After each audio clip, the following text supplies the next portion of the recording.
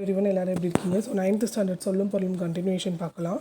செரி அப்படின்னா சிறந்த, இரிய அப்படின்னா ஓட, சூள் அப்படின்னா கரு, அடிசில் அப்படின்னா சோறு. சரிங்களா? அடிசில் அப்படின்னா சோறு, மடிவு அப்படின்னா சோம்பல், கொடியனார் அப்படின்னா மகளிர், நற்றவம் அப்படின்னா பெரும் தவம், வட்டம் அப்படின்னா எல்லை, வெற்றம் அப்படின்னா வெற்றி, அள்ளல் அப்படின்னா சேறு, பழனம் அப்படின்னா நீர்மிக்க வயல், வெறியி அப்படின்னா அஞ்சி, நந்து அப்படின்னா சங்கு, கமுகு அப்படின்னா பாக்கு, முத்தம் அப்படின்னா முத்து, இசைத்தாள் அப்படின்னா ஆரவாரத்தோடு கூவுதல். ஓகேவா?